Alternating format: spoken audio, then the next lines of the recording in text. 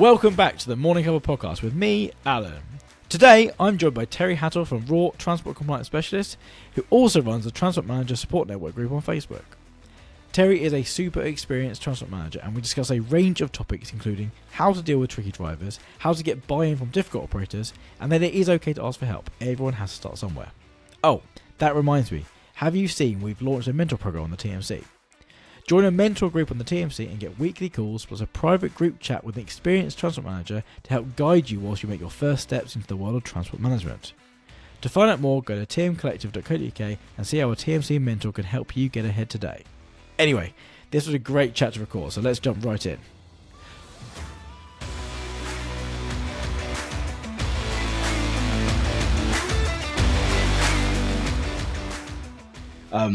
Yeah, we'll pretend like we've not been talking for the last, 20 minutes getting this set up. But Terry, thank you very much for joining me. A bit of background about yourself, or we kind of jump straight in. So, Terry, you're from Raw Consultancy. I'm going to give you the floor for 30 seconds. Just jump in, give us your background, just to kind of put a bit of context about what we're going to talk about today. Sure, yeah. So my name's Terry Hattle. I'm the owner, managing director of Raw Transport Compliance Specialists Limited, is the full name. Running the business now for getting on for 3 years. I have been a consultant for about 6, worked for another company prior to that, and then took the plunge and went off on my own and give it my best shot. Was that pre or during COVID, or just as it hit? Just prior. So I think I started working independently August 2018. COVID hit March 2019, and then I incorporated the business in December of that year. So, okay. Yeah. So yeah, right. A good time. Yeah. Good time to start. So yeah, I mean, what kind of pre being a consultant, pre kind of this journey into where we are now? What was your what's your background? HGV driver, class 2 or category C, whichever is your poison. Did that for probably 12 years, sort of fell into supervisor and then become a transport manager in that way for a national haulier. I did have a break for about 3 years. I became a carer for my last wife, who unfortunately passed away. But during that time was when I became a consultant. So it was personally, it was a bit of a journny. I was in the mix of caring for her, had to get back into work for having not worked for a while. And consultancy, there was an opportunity for me locally. It allowed me the flexibility to work. I was going to say, so it was a really good opportunity for me at the time. Started off 1 or 2 days a week, and it's just grown from there. And obviously, I stepped away and went fully independent. Do you find that being a HGV driver has sort of helped build your business? Yes and no. It helped in the early days of work because there was days when I had to drive a lorry just to keep some money coming in. Still, which is absolutely fine. It was great, still getting out there, and it did give me an opportunity to meet potential new clients. I'm not gonna lie. So, and when they know that you're a driver, it does help because then they've already got an understanding that you understand a little bit about the industry. When you're in it doing the job, it kind of gives you a bit of a step forward when you're talking to them about the compliance side of things, because they know about driver's hours and maintenance. You've got a starting point that they can recognise. Yeah, so it definitely does help. I think you should know your stuff as a transport manager anyway, but it's other drivers are more likely to kind of believe what the real life of being on the road is like. I think that's sort of the feedback I tend to get. I mean, I'm not a driver, not a TM myself, so I can't necessarily relate, but I know that a few of the people I've spoken to in the past have been like, it's almost become more relatable because I know what it's like out there.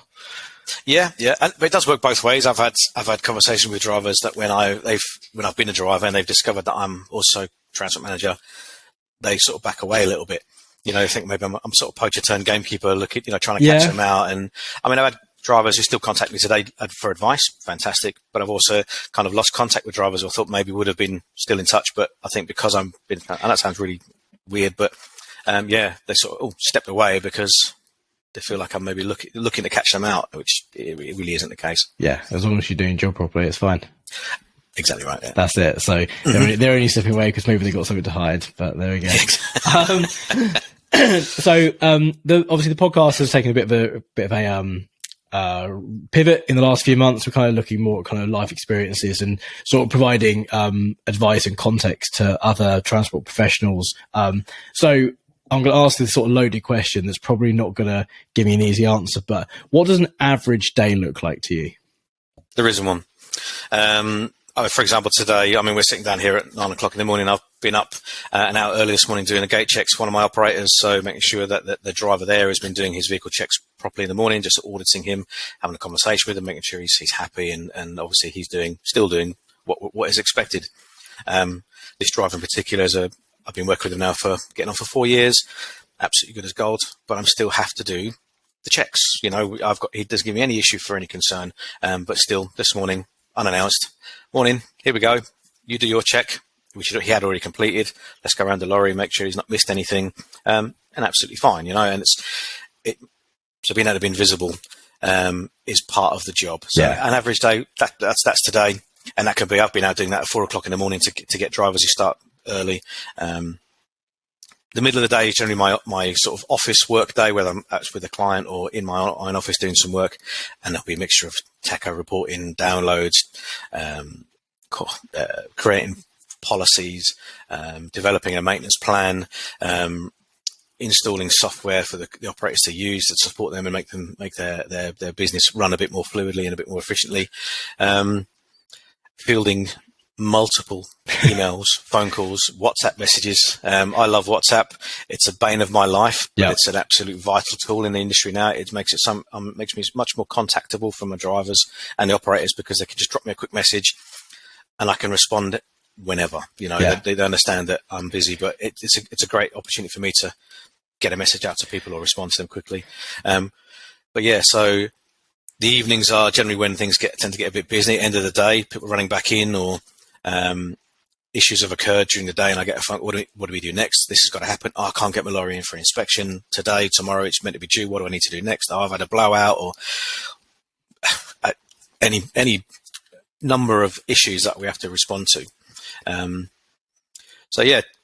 Of 100 different things, I might get 99 of them every day, or one. So it's a hard one to call to say what an average day looks like, but most of your days are the same. How do you kind of balance that? You obviously have your list of shit to get done that day, of stuff you want to achieve. How often do you actually get to the end of that tick list? So I'm learning how to work with lists, and I'm not very good. My wife is very organised, so she helps me massively. We have our own WhatsApp chat group between just me and her for the business. So anytime I have a new task, it gets chucked in the WhatsApp group, and if it's done, we sort of respond and go get done with a little tick, so we know that's quite a nice way of doing it. Yeah, I'm not the best organised, and it's the transport world survives on structure and routine. So I'm like the antithesis. I have to fight against my innate inability not to be organised. Yeah. So that's it. I sort of plan the work. I've expected. We use our calendars quite well. She sort of helps me organise my workload. So if I say I've got to see this company or I've got to go visit this client, she'll organise that for me, and she'll plan enough time, because I always underplan. So if I, like today, I'll have probably had 30 minutes in the calendar, and I'd have probably booked something in after this. Yeah. Without, because I'm not organised enough in my own head. But she'll be like, okay, make sure you give yourself a bit of time after the event, because there's always a bit of a write-up and there's always a bit of this. And I'm like, yeah, and she helps me just manage that. And there's also that's how we do it. There's also the mental unload as well, depending on what sort of meeting or sort of conversation you've had to have. Sometimes you need just 5 minutes just to go, I need to breathe. I find that when I'm recording these sessions, I always book in an hour and a half for the sort of the scheduling recording. We normally only record for about 45, 50 minutes, but it allows me to do all the pre-recording bump for conversation, but also give me a good 20 minutes, half an hour. Because if I feel like I'm looking at my watch to get out the door, I'm not present as well. So I find that you kind of want to have those buffer kind of zones, and the amount of mental load that you need to put into each meeting defines how much of a buffer zone you need after it. That's right, and it's something I'm getting better at. I mean, when as a consultant, when I look at the work that I go out to, if I plan, let's say somebody books me in for a couple of hours, I've started allocating like the same amount of time after. But if there's a write-up or if there's a bit of follow-up to do, because you can't work 8-10 hours a day constantly in the job doing it. You've got a bit of time to come out and sort of, like you say, decompress and have a follow-up, but otherwise you get to the end of the week and I've got 76 tasks to complete by Monday morning, and then it starts all over again. So you have to structure it, you have to build your day, you have to make sure, but there's always going to be something that will trip you up. There'll be an incident, and you can't account for that within reason. You just got to learn how to prioritize in the moment as well. So the structure routine's always got to be there, but it's got to be robust enough to cope with an interruption of some sorts. I think you've also got to be quite self-reflective to look back on what you've done over the week and go, like, was that the best way of structuring my day as well? Because I almost weekly review and audit my calendar and work out what I'm doing. And like, I try and keep similar tasks chunked together. So I find context switching. I'm very lucky. I've got a team there's 7 of us on within Hub. So people are specialists. I don't have to be down in the nitty gritty dealing with a lot of stuff. I trust my team to do things, but it allows me to take a step back and kind of, okay, Mondays I'm doing this. Like, for example, my week at the moment, it will change by next week, but this week, Mondays, tends to be team meetings. So I'm very much available to talk. I don't expect to do any writing, any thinking. It's just I'm working with everyone in my team, groups, brainstorming, planning for the week, that sort of stuff.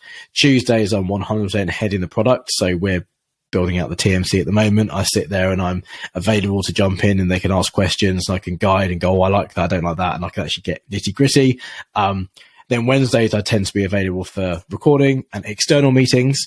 Yeah. I know I'm very lucky I can do this. I am fully aware that you don't have this sort of ability, but I think some of the things you can take is, like you say, kind of like you chunk your day, like in the middle of the day, it's your admin stuff. You actually go, actually for 3 hours, you can turn your phone off. The world's not going to implode for 3 hours. You can get all the stuff you need to get done and then move back on to kind of being open for meetings and stuff.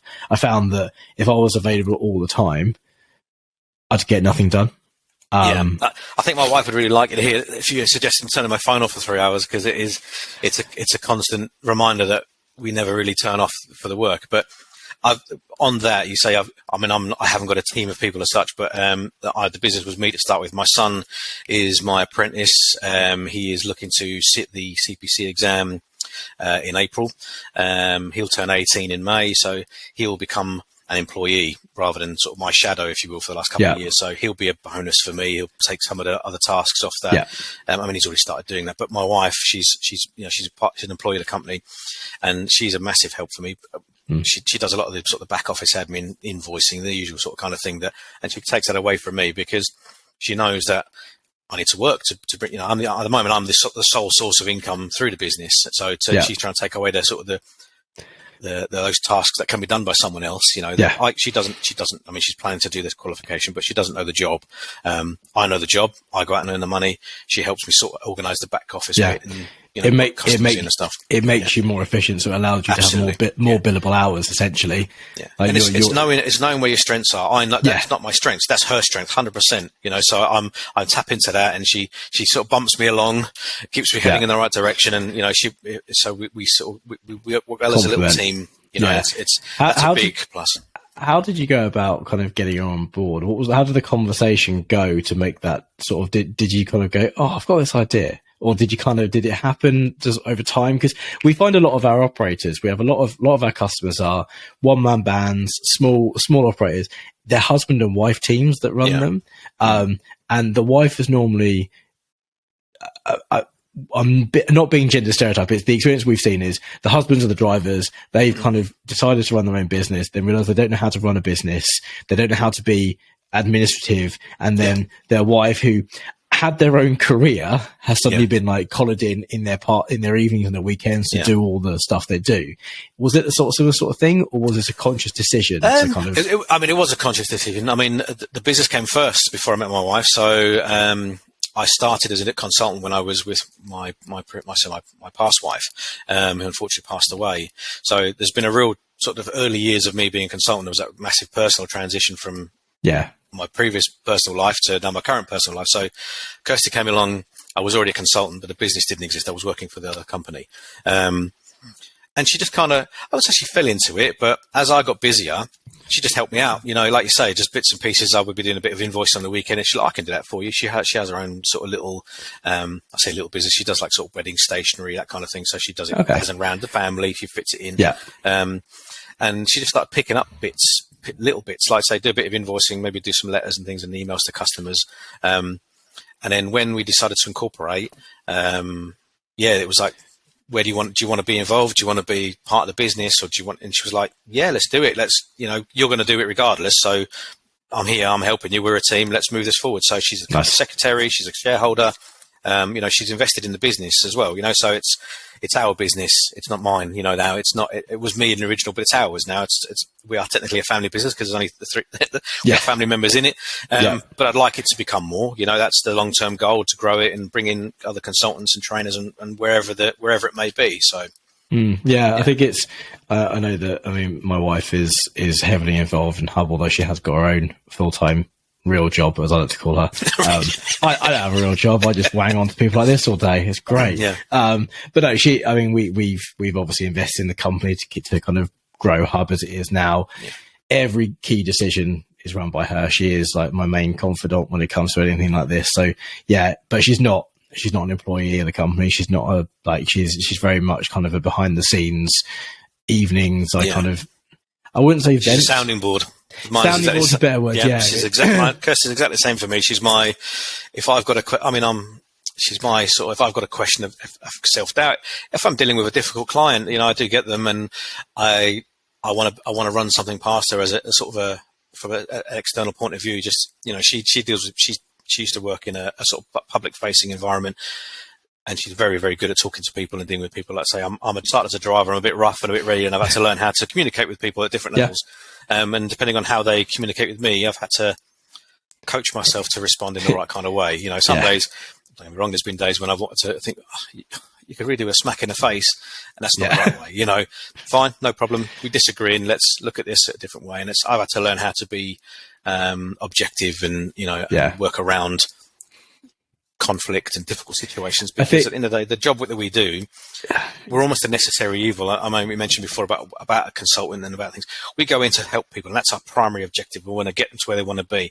And I'm always amazed at the amount of resistance that we get from the people who've called us in for help. How much? You're going to do what? No, I want you to do all of this for me now, and I'm not going to pay that amount of money. Oh, okay, it doesn't work like that. That's very broad brush, but it is. I won't be alone in this. We'll come up against clients, and they'll just be so resistant. Yeah. And, small company directors, like say, they talk about the husband and wife team. I deal with a lot of companies like that. And it's the guy is the driver generally, and he understands his business. He wants to bring the work in. He's working on his rates and his cost per mile and blah, blah, blah. And then you've got the partner or the wife, and they're trying to deal with like the back office compliance, and they just don't necessarily fully understand it. Yeah. So I got one out saying, you need the help, but you don't want to pay. You don't want to pay for it. You need to. It's got to meet somewhere in the middle. I can work with anybody to any point, but you've got to meet me in the middle. It can't be. I'm not just going to come and go, there's a box of tricks, crack on, you're good to go. It's not a one-size-fits-all thing. No. Everything's got to be just slightly tailored to everybody, and it's got to work for the individual. They've got to use it when I step away. They've got to continue it on. So I drop a system in place or paperwork in place. They've got to know how to use it. So it's got to work for them, and it's... Yeah, it makes it, and that's why every day is different, because everybody's different. Yeah. We interrupt this program for a special report. Not really, just me again. So, you've done your CPC exam. Now, let's prepare for the real world of transport with the TMC Mentor Program. Join a mentor group on the TMC and get weekly calls plus a private group chat with an experienced transport manager to help guide you whilst you make your first steps into the world of transport management. To find out more, go to tmcollective.co.uk and see how a TMC mentor can help you get ahead. Anyway, that's enough from me. Now back to, me. So I have got a few questions kind of written down. One of them I think comes up now is, how do you actually get operators on board? Like what are some of the techniques? Actually, no, let's go back a question. Mm-hmm. What are some red flags when you sit down, when an operator phones you to go, I need help with X?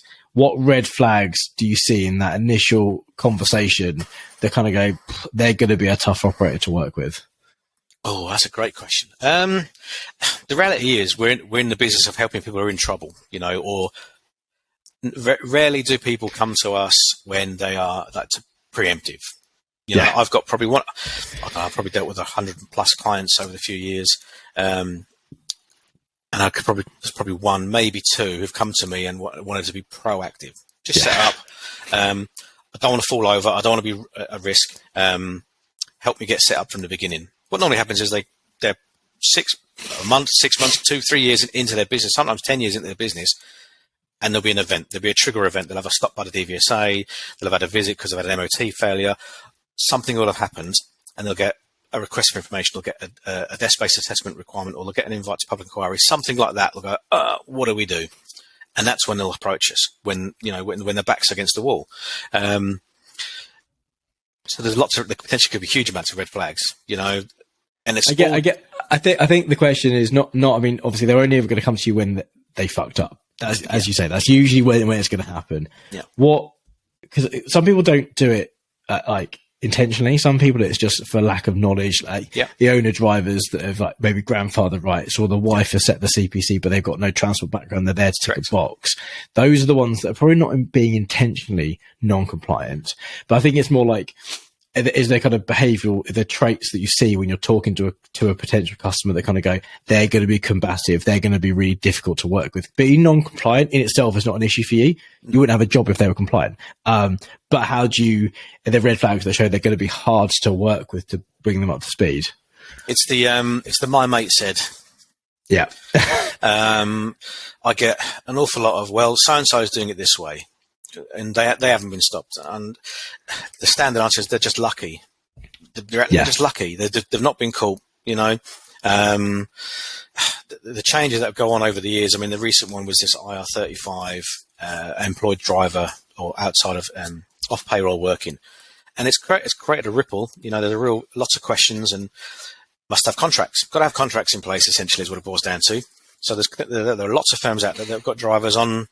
They just bill them an invoice through a limited company, and it's that limited company setup that raises a lot of questions. And there'll be an operator A in the yard. It could be a shared yard, and there's maybe 10 other operators in there, all operating in the same way, similar way, not sort of tar everybody the same brush. And I go, right, okay, you need to change this. This has to change. Yeah, but they haven't. And I'm sorry, they've not employed me to tell them how to get it right. You have. Yeah. If you don't, I'm giving you my advice and guidance. That's what you're paying me for. And okay. And if they accept that, great. It's the ones that repeatedly go, Jeff down the road says it's fine to put red diesel in the tractor unit because he's only running it around his yard. No, it's the when there's no substance to their responses, like so and so have told me this, such and such does this, and I'm just doing what they do. Fine, no problem. There comes a point where you go, yeah, it's fine. Okay, you've made it to here, but now we need to get it. We need to adjust it. We need to change it. We need to introduce this. We need to stop doing this. Do you find that's where the line's drawn? Do you find that when they're going to go, okay, fair enough, and they kind of listen to you, do they then kind of fall in line? Do you then have much pushback beyond that, or do you find that one change is enough for them to then go, do you know what? No, I'm going to trust Terry to be the right person for the job. Overall, I'd say yes. That's a fairly fair assumption. Once you start proving to people, and that's always hard, like trying to get them to trust you, because at the end of the day, I've never met a lot of these people before for the very first time. I've got companies I've worked for now for the whole time I've been a consultant. Because I'm getting on for 6 years now, and they trust me implicitly because I give them the right advice, I support them when they need it. So they trust what I tell them, and they will action what I tell them. Fantastic. That you can't ask for more than that. Yeah. But I've still got operators now who I've worked for prolonged periods, still going regular, and they still make the same mistakes, or the decision-making process could probably be better, or they'll make a decision and then they'll tell me about it after. And I go, you should have rang me and I'd have told you what to do, and I'm not saying I know it all. I'm not pretending I'm the be all and end all, and I'll tell you if I don't know, because I don't know everything. But I've got enough experience to know quite a large amount of industry. But if I don't know, I generally know where to look, or I've got a contact who I know will know. I've developed a network of peers who are experienced in different parts of the industry, and I think that's where it's hard, especially for small business owners, because you and I, look, we run our businesses. They're our businesses, and we make the decisions. We live and die by them. And we're no different to people who run their own haulage firms, big or small. They make the decisions that decide how their business goes, and I can only try and influence that to make them help them make the right decision. But we can't force them, and that's a tough part. And I've actually stepped away from customers. I've had a conversation with my son this morning about one in particular who just repeatedly I was going in and going in and going in. You need to do this. You need to do this. You need to do this. And it was the same thing month after month after month. And after 6 months of right, I'm not coming back. You're paying me money, and because you believe having my name and my bit of paper in is a tick in the box to the traffic commission to say, yeah, you're doing what you need to do. In reality, you're making me look a fool. I'm telling you what you need to do, and you're refusing to do it. I'm not refusing. Well, I'm telling you what you need to do, and you're not doing it. You know, the first time, second time, third time, fine. You've got to get into these things. And your list of things has never changed. It's been the same half a dozen recommendations every time I've come here. You're doing some stuff really, really well, and you continue to do it well, but you need to address these, and you're not. I'm not going to keep taking money off you because you're not making changes. I'm not affecting change in your business, so you're not getting value from money out of me. You're just paying me to turn up every month, and I could regurgitate the same report every month. And it's like, what? There's no point in me coming here. And also, if you're named on the O license, your professional repute is not is in line as well. If I was a transport manager, I've and that it kind of creates a different situation. I had a situation where I was a consultant for an operator, and I was also planning to be their transport manager. And I sat in front of Sarah Bell at a public inquiry. This operator had 2 failed applications, inexperience and poor advice he'd had previously. And as with most things, was quite an arrogant guy, which always works well when you're sitting in front of a traffic commissioner. But this guy had bought himself a company with a lorry, just one lorry vehicle, in the same traffic area, but a different part of the country. Had brought the vehicle down, and as I was a consultant, I'd given him this, listen, you need to make these changes. You can't run this vehicle. You've got to change the operating address because it's still based 40, 50 miles away in at somebody else's yard that doesn't exist anymore.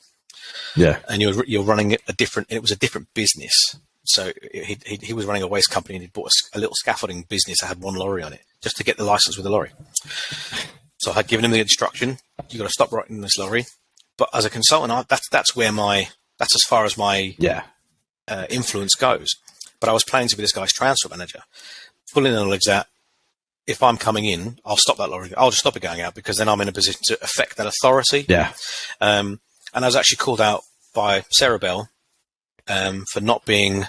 The words was, "I expect consultants to operate with the same level of professionalism as a fully fledged transport manager," which is not. She's not wrong. Yeah.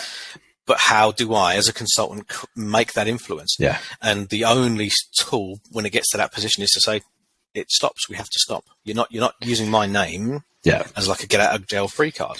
If I'm telling you to do something and it gets sort of 3, 4, 5, 6 months in, and you have no intention or you're showing no sort of step to address the issues, then I've got to step away. Yeah, and I've got to feel like I'm giving you value. I hate thinking that a customer's not getting value from what I'm giving. I need to affect their business. I'm helping them improve their business and get it right. If I'm going in, there's no change, then I don't want to say lose interest. It devalues what's the point? Like, it devalues what you're trying to do. I'd rather go to a customer who's going to listen to what I've got to say and actually make their business better. You're taking my time away from someone who generally wants to change and improve their business. Yeah. I don't want to take your money. Yeah. You know? So I think the take home point from there is my mate said is the red flag for you. I think that's a good one because I think it's just not worth. It's just I say we've fired customers before. Like we're a bit different. We work within the boundaries of FORS. But at the end of the day, if someone's going out and doing a FORS audit and we're supporting them through that, they see our brand. That auditor's going to see our brand, and that auditor is not just an auditor. They're also a transport manager. They're also a consultant. They also do these other things, and that does massive damage to our brand as well. Like that, not worth it. Yeah. And also, it's the 20%. It's a 20-80 rule. You spend 20% of your time on 80% of your customers, but then you spend 80% of your time on the other 20%. You need to fire that 20%. Like you're wasting time on them. You're not making, and also it's not value for money for you. Like, you bill them for a day, but you might be spending another 3 days actually trying to make those changes. It's like, well, you're not billing for those times. I mean, it's just, you need to, firing customers is 100% the thing that you need to get comfortable doing. I think that's the point of the reason I ask that is we've got a lot of inexperienced TMs flooding into the market every time there's things to AM and stuff. And a lot of them are being bullied by operators to just put their name on an O license. And then your professional repeat. These guys have chosen to be a TM, especially the ones that have done it like self-funded. They want to be a TM. Don't fall over before you've even started. Like you need to have a bit of a backbone and don't just take work because it's there. You do actually need to kind of stand up for yourself because you do have like professional integrity that you need to stand by. The repute, your professional repute is your earning potential. Yeah. You know, you've only got to take a look through sort of the weekly, the A's and D's, applications and decisions that come out from the Traffic Commissioner's Office every week and see the number of transport managers that go to public inquiry hearings or the operators that are going, and there's a they want to review the transport manager's performance, and it's quite frightening how frequent, that they share every TM PI in the A's and D's every week in every traffic area. So, there's got to be a dozen or more every week. There'll be transport manager sat in front of a traffic commissioner having to be answerable for their actions or inactions, which is invariably the cause, because there seems to be a bit of misconception about becoming an external transport manager, that it's a bit of money on the side. You might have a full-time job and you pick up a little operator, which is great. It's a good entry, but all of the compliance requirements and all of the responsibilities with you. It's the same whether you're external or internal, whether you're full-time, part-time, on site. It's you still. Like, I'm not going to name names, but we have a customer that has a mate that's a TM qualified. They're a TM, but they don't do anything in their job, and it's just like they're named and that's it. And it's just like, we need to be really careful with that, because it's damaging. That TM is assuming that you're running your business right, but you don't know what you're doing because you're not a TM. His name and his business. In this example, he runs his own operator. He's still got time to be a TM officially. He's still got his hours and stuff, but he doesn't. So not only if you go to PI, he is going to lose his professional repute for being a TM for you, but also his whole business is at risk. I find that baffling that people can risk that. I just find that really, really strange. Yeah. When obviously I'm running my business now, and I do still have a couple of operators, only small. I say this one particular chap I've been looking after for years now. But the impact is far-reaching. You could have, if you maximise your potential, you run with 4 operators, and 3 are bang on. That one, you might have one bit of a rogue. You've picked up your 4th, or even if it's just your only operator, if they're a bit rogue and a bit rough around the edges and not quite being fully there with the compliance, that ripple effect can have you long, far-reaching consequences for you. If the traffic commissioner deems you've been inactive or insufficient in your role as a transport manager, and they tarnish your repute, or you lose it, straight away you lost your job. Yeah. Like I say, if you're the chap in your position, if he's looking after his own and somebody else's, he's hanging it out there. Yeah. And huge amount of trust. Just for clarity, he's not the one we work with. It's the operator that he looks after that we work with, and that's the.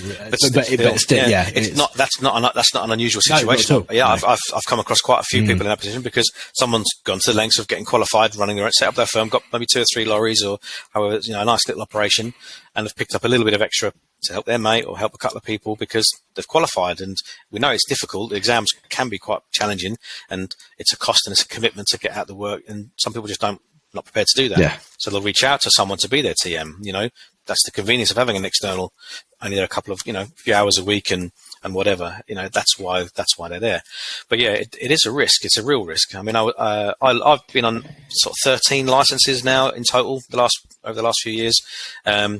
In varying degrees of success of the business. I've left for some have just reached the natural end. Some we've parted ways on a bit of a discussion because things aren't going the way they expected to go. Obviously, I can't go into too much detail, but you have to be strong as a transport manager. You alluded to it earlier. You can't be a pushover. I had an operator who used to complain every time we met. You're so strict. You're so strict. That's the law. That's the law. It's not. I'm not being sort of obtuse with you. This is what you need to achieve. This is what we've got to do. If you can't do it or won't do it, I won't be a part of it. So I will tell you, and I will tell you forcefully, this has to happen or I'm leaving. Yeah. Simple as that. There's got to be a point where you go, you've had your 3 strikes and I'm out. Yeah. Bye-bye. So do you operate a 3 strikes and you're out kind of policy? Is that kind of unofficial one that you have internally? Yeah. I mean, it's not really. I know transport managers that put it in a contract. If they tell you three times, they're done. As far as we're concerned, they'll go. I'm not quite as rigid as that, but I operate. I put it in writing. I'll tell you first, nice and this needs to happen. We've got a schedule. We've got a routine. Okay, this didn't happen. We need to have a conversation about it. Why didn't it happen? Or what are we doing about it? This is what I think we need to do. And I'm telling you, you need to do this. Okay, no problem. I'll put it in writing, and then it'll be the next stage. I've told you this on this date. This still hasn't happened. This is now escalated. This is the last time I'll tell you this needs to happen. Next time it'll be, I'm out the door. Simple as that. And to be fair, I've had to do that once. Of all of those, some are just changed their business or they've moved away or whatever. So that the changes for me have been natural for other reasons, natural reasons. But that was the first one I've left because of not wanting to follow my instruction. Fair enough. So does that kind of leads me on to kind of a next sort of question is, how can we best support new TMs to make sure they don't fall into these traps? What things this is kind of almost like a brainstorm on air sort of thing. What things, I mean, I know obviously we run the TMC, you run your networking group, which we'll talk about in a little bit more detail in a second, but like, what other things could we do to sort of support those TMs that have just qualified and they've gone in and are going to start getting bullied? What could we do? Yeah, that's a real good question. I mean, you mentioned earlier about sort of what would I look back at, what I say to myself as a piece of advice as well as a new TM. And I think I'm kind of doing that now. I mean, I'm going into places and I'm supporting existing TMs who've gone into positions, and it's helped me sort of develop how I would teach someone. I mean, I teach the CPC, and I have a habit of trying to talk about it in the real world, and you can't pass the exam that way. And there is such a disconnect from passing the exam to experience. Yeah. And it's for a new TM, it's confidence is key. Yeah. Don't ever give a bum bit of advice. If you're not sure, take it away and make sure you're right. Yeah. Because that's what most people are afraid of. Most people are afraid of making a mistake and cocking up, and because that can have catastrophic effects, And I suppose it's having good people around you that you trust. I look at what I'm trying to put in place now with the support network and stuff that I'm putting in place. It's because I never had it. When I passed my test, I worked for a company and I never actually used my CPC for probably 4 years. But I was in a management position where they expected the managers to have the qualification. Fine, great. I benefited from that massively. But I had no support really, not directly. I had everything I've learned. I've had to go and find, and I've had to research, and I've had to make my own network of people that I could reach out to for support. And that is you guys are doing it with a collective. That's what we need to do. We need to have a pool of resource and experience. But it's got to be effective. I don't know how your experience is. I know you're not a transport guy, but I know you're good on social media, and you've seen. There's lots of groups in existence on social media and whatnot for people to ask questions openly. And but you can't constantly. You can't ask them openly though, because you get shouted at and slated for it. It's you either get well, you should know that because you're qualified, or they just get completely misinformed. Well, that's the other piece of advice. Yeah. It's like, and generally the correct information is lost in a sea of. Yeah. My mate said, you can do this, I can't drive a tractor unit on a class 2 license unless the fifth wheel's removed. I still can't believe that's bandied around. And I've been a driver for nearly 20 years. And it's like, that's not true. It's just not true. But there's still people giving it with such authority. Yeah. And there's been people who say it, who have been drivers for years, who've been managers for years. And like, you should know this. And I won't stand there and beat someone down if they get it wrong. I'll give the right information. But it's like, because it gets lost. And that's kind of why I started my little group. I thought, well, I want to be specific, non-judgmental. Yeah. You can ask any question, however simple or basic you might think it might be. And if somebody gets a bit crappy in the response, I'll jump on it. Yeah. It probably seems a little bit draconian, but I have sort of post-approval and stuff like that because I don't want people to be shitty. Yeah. With people who's asking a genuine question, because if you don't know, you don't know, and until you're given the right information, and if you don't know where to look, you don't know. And there's nothing worse than thinking you're right when you're absolutely, the most confident people don't know the right answer, 100%. Because how do you know that? So I take the time I've spent to develop where someone asks me a question, and if I'm giving information to a customer, to a client who's asked me, I'll give them the reference. If it's come straight out of the stat doc or if it's come out of the inspection manual, I'll give them the excerpt, or I'll take a snapshot and say, look, there you go. That's come out of an official documentation. Yeah. So I'll always give them the source wherever possible, because that's what people need to see. They need to see you know what you're talking about. Yeah. And new transfer managers need to have the confidence in that. So they need to know where these resources are. They also need to know which, the stat docs, there's 13 or more of them, you need to know which one is the right one to get the information out of. The guide to maintaining roadworthiness, the inspection manuals, the categorization of defects, the enforcement sanctions policy. These are all documents, and they're huge. Yeah. Like, to scroll through them. And I've done it countless times over the years because I've had to do it. And having someone who like me someone rings me up and goes, how do I apply for a new VTG6 document? the ministry plate that goes missing, that gets kicked out of the cab and needs to be in there. So many people I've come across, no idea. So they Google it, no problem, and they get varying different responses. But then there's a form to fill in. And then what you do, then you need to ring the DVSA. If you have never done it and you don't know, you're floundering, you're stuck in the dark. So you need to know, you need to have someone you can reach out to.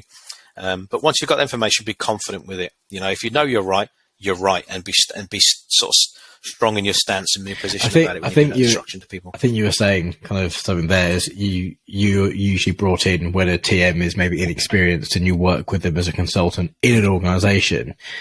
Yeah, I do wonder whether there's something we could flip it round on its head and kind of go, organisations that you work with that you've taken from a non-compliant to a compliant operator, kind of improve their OCRS score, all that sort of stuff, and then placing an inexperienced TMs with that compliant operator so they can find their feet, but working with the person. I mean, the ideal solution is you go in, move them from non-compliant to compliant. You bring in someone that you know and trust that may be inexperienced.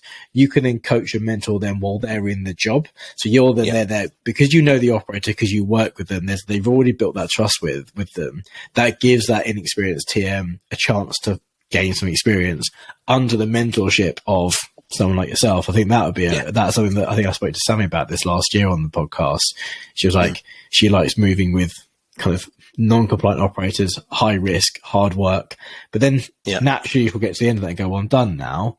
It'd be great to put in someone that's kind of new to kind of find their feet and then support them through that journey. I think that'd be a really interesting model. Don't know how that would work in the real world, but it does work. Yeah, I've done it.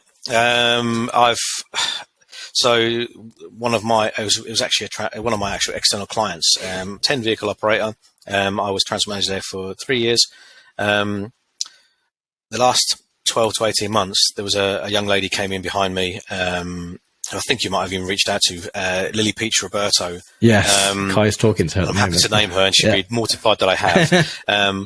But young woman, 25, newly qualified, probably a year's experience working with a larger firm on sort of cold store haulage, an incredible talent, but just green to be honest, but just an experience of being a manager and being a people manager. Really, that was her knowledge was second to none, as good as mine when it comes to sort of recall, and her organisational skills are superb.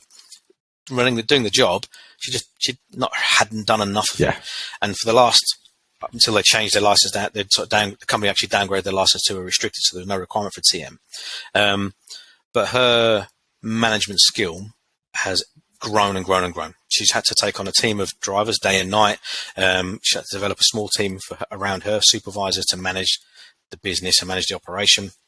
And so we were both actually named on the license together for probably 6 months, I suppose. Maybe even not as long as that, but the plan was for her to become the TM full time, and I would step away. Obviously that plan changed when they became a restricted, but working with her gave me an insight into what it must have been like for me, because I did it all on my own. I had no one over my shoulder, not being that I was sitting on her shoulder, but I just gave her an outlet. I was not one to do this. I'd say she had absolutely had the skills and the knowledge to sort of be a self-starter. My phone was always on. Drop me a message, email me, ring me. I was doing regular site visits anyway as part of my TM role, but just for her support. And there was no extra charge, which is what I was doing for her because I was working alongside her anyway. But it really showed me that the benefit she got from that, just have to ask that question. She was going out and viewing maintenance providers, and she'd ring me up and go, oh, they've not got a roller brake tester, or they can only get our trucks in, they can't get a trailer in here. But we don't operate trailers, that's fine. We can fit ours in, it fits, it's sufficient, And it's having someone for her to reach out to. I think when she would, it's also for recall that information. It's not necessarily. Sorry, I didn't mean to interrupt, but she's not actually asking you questions. She's just validating what she thought is right. It's a lot of the time it was. It's just getting that assurance that she's right. Yeah. So I think not even having you on site is. I mean, that was obviously massive beneficial. But to know that they could just go, I've got a question. Can I just? Or I've got a query. I want to make sure I am correct in my assumptions here. Having that kind of support network, I think, is really important. And that was the sort of the trigger for my Facebook group, the Transport Manager Support Network. It literally was that's where the name was born. It was like, I can do this for a lot of people because it doesn't need me to be sitting there with them. Yeah. I can do it remotely. And I do. Let's say I probably should charge more for my time and the amount of messages and phone bills Yeah. and text messages that I take, but it gives me a huge amount of satisfaction to know that I'm I'm supporting these people, however little. You know, I get lots of the same questions. You know, when can I take a break? You know, I get a lot of that from drivers still. When can this driver drive next? I've got companies that drivers work sort of all 7 days a week. So the drivers will dip in and out, might do 3-4 days, have a day off. And then the girls in the office will be like, well, when does this guy need to take his next weekly rest? Can you help us out? It's a 5-minute conversation. Yeah. But it makes sure that they know they're not accidentally planning that guy in on his 7th day, or when he's supposed to have a regular rest, for example, because that is catastrophic. That's a big fine. It's you get a driver to get stopped. It's a £300 fixed penalty for the driver, and pretty much ultimately going to prompt a visit from the DVSA to say, what's going on? Why have you allowed this driver out for 7 days? You know, it seems at the face of it quite a small thing, but the ripple effect is the consequences are massive. Yeah. So, I mean, we've looked at kind of how we can support newer TMs in the industry. You're obviously kind of a business owner. You kind of have no boss like me. How do you hold, apart from maybe a wife that holds you to account? I think that I might answer my question. It might be a really simple answer, but how do you hold yourself like accountable for things you say you're going to do? Because obviously there is an element of, well, from a compliance point of view, you know, like there's a non-compliant. Like if you don't do what you say you're going to do from a actual compliance point of view, clearly you're just shooting yourself in the foot. So that's enough of a threat to yourself and your own kind of professional repute. But how do you hold yourself to account? Just make sure like you get up in the morning and operate to the best of your ability. What sort of your structure and strategies you use?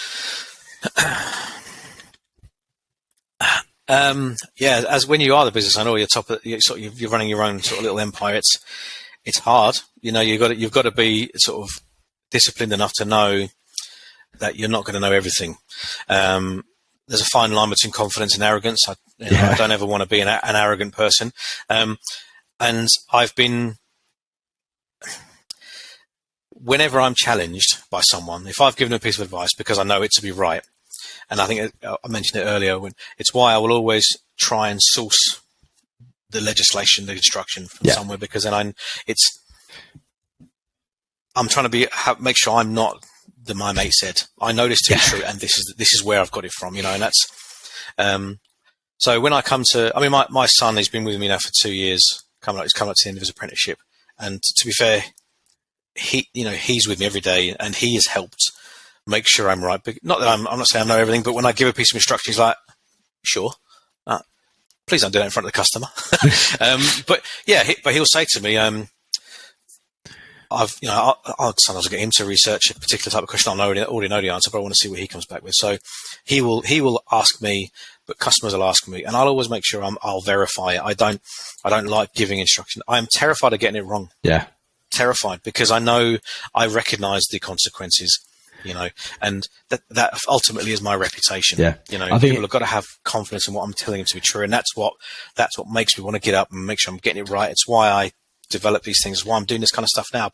People need to know that I have confidence in what I'm doing, and I do know what I'm doing. I know what I'm doing. I'm not one of these sort of fly by shiny night suits and fly by the seat of your pants and get away with it until you don't, sort of thing. I think the tendency for inexperienced people is to pretend you know more than you know. I think we all do it, and we all go through that phase as well. I think we all kind of want to appear more knowledgeable, more experienced, and actually sometimes just own the fact that you don't know what you don't know and say, I will find out, because it's not the smartest person in the room. It's not the person that knows the stuff. It's the person that knows when they're wrong, but also where to find the information. Yeah. And I think that's vitally important, as you say, you know where to go. If you don't know the answer, you know where to go to find it. And I think that's really important. So, and that's where the big gap is between me is, 15, 20 years in industry to a newly qualified transport manager. He may be experienced, or she may be experienced in the industry, but not experienced in the position. Yeah. So I'm trying to develop a ready-made network for someone to go, tap in, same as you are. Yeah. With the synergies there, they go, I have a question. Okay, this is the answer. This is the source. And you can take that and go away with that and be confident that it's correct. Yeah. I think And that's a huge thing. I think that's why I'm interested to see how kind of your support network develops, and obviously with the TMC we're sort of like we're building two similar things at the same time. So it'd be interesting to see how we can maybe work together in the future to join forces, because again, I don't profess to be an expert in transport. That's not my bag. I'm here about providing well, I think, you joke, but actually, no, it's important to go, you know what you know, but you also know what you don't know, kind of back to the original point. But I say, we're a software company. We want to provide a platform and tools, and what we need is experts like yourself to actually drive it forward. So I think there's definite synergies in the future. But, I realised that we've been wanging on for like 45 minutes now, and we probably should wrap this up because we've actually got real jobs to go and get on with. Just to say thank you for joining me, Terry. It's been a pleasure to have you on. And if anyone wants to get in touch with you, what's the best way of kind of finding you? Well, I won't read my telephone number out on here, but the website's the best place. I'm on Facebook. There's an Instagram page. I'm on LinkedIn, as is the company, but the website is www.raw-tcs.co.uk, and it's on there. The contact details on there, and we can get in touch that way. We'll put a link to the Facebook group as well in the show notes. People can find you already. If you're okay, I'll put your LinkedIn as well, so people can kind of find you and connect you. That's what I'm a big fan of LinkedIn. I think there's a lot of stuff to be found on there as well. So anyway, thank you very much, Terry, for joining me, and I'll speak to you soon. My pleasure. Thank you, sir. Cheers. Thanks.